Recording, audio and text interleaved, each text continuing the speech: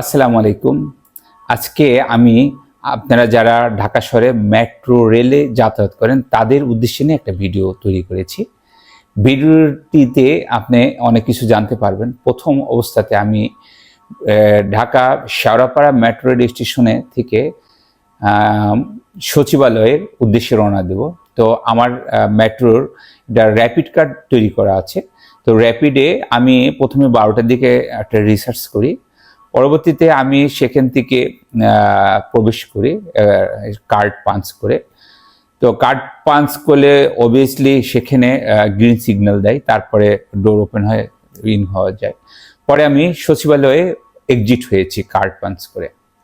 পরে আমি সচিবালয় থেকে 1-2 ঘন্টা কাজ শেষ করে আবার মেট্রোতে ওখান থেকে সচিবালয় থেকে আবার ইন করেছি। ইন করে আমি আবার শেওড়াপাড়া থেকে যখন এক্সিট হচ্ছি, ওই সময় আমি আর এক্সিট হতে পারছি না। ওইখানে আমাকে একটা ক্রস চিহ্ন দেখাচ্ছে যে আপনার 155 টাকা আপনার ফাইন হয়েছে। তো আমি অবাক হয়ে গেলাম, আমার এখানে ফাইন দেখাচ্ছে কেন? পরে আমি যখন ওখানে ডেস্কে অনেকে বসা থাকে, তা একজন ডেস্কে কম্পিউটার অপারেটরের সাথে আমি বিষয়টা নিয়ে আলাপ করলাম যে এই সমস্যাটা কেন দেখাচ্ছে।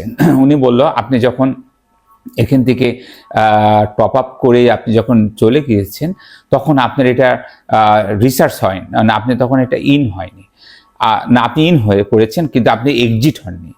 আপনি এই 2-3 ঘন্টা আপনি মেট্রোর ভিতরে ছিলেন, ট্রেনের আশেপাশে ছিলেন, স্টেশনের ভিতরে ছিলেন। পরে আপনি এখন অনেক লং টাইম আপনি এখানে ছিলেন, যার কারণে আপনি এখন যে এক্সিট হতে যাচ্ছেন, তাই আপনার এই ফাইন দেখাচ্ছে। তা আমি তাদেরকে বললাম, আমার তো এটা কার্ড, আমার কার্ডে আমি যত সময় থাকি না কেন, এটা তো আমার 1 ঘন্টার জন্য বা আধা ঘন্টার জন্য তো এটা না।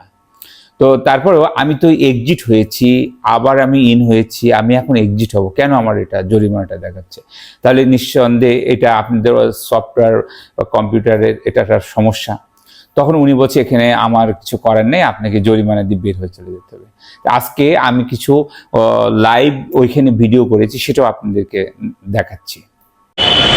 আসসালামু আলাইকুম, কেমন আছেন সবাই? আমি মেট্রো রেলের কার্ড দিয়ে ঠিক 12টার সময় আমি রিচার্জ করছি, এছাড়াও ব্যালেন্স ছিল।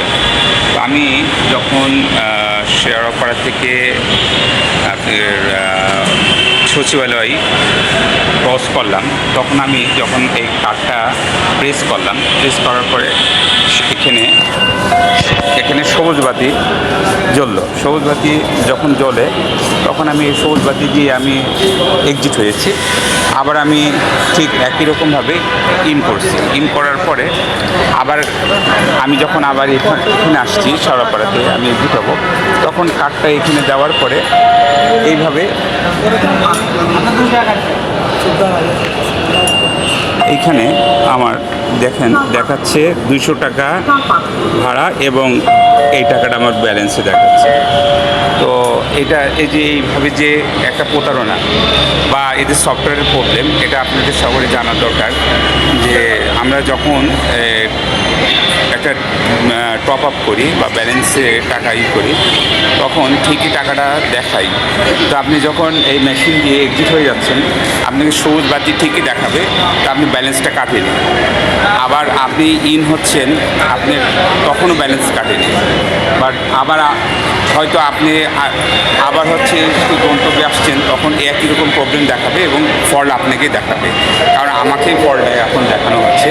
আমি কিন্তু আমার এক্সিট না হলে আমি কিন্তু বের হতে পারিনি। আবার এখন আমি এক্সিট ইন হচ্ছি, তখন দেখাচ্ছে যে আমার এখন জরিমানা। তো এগুলোর দিকে আপনারা একটু খেয়াল করবেন। এরা আপনাদের প্রবলেম না, প্রবলেম হচ্ছে সফটওয়্যারের মেশিনের।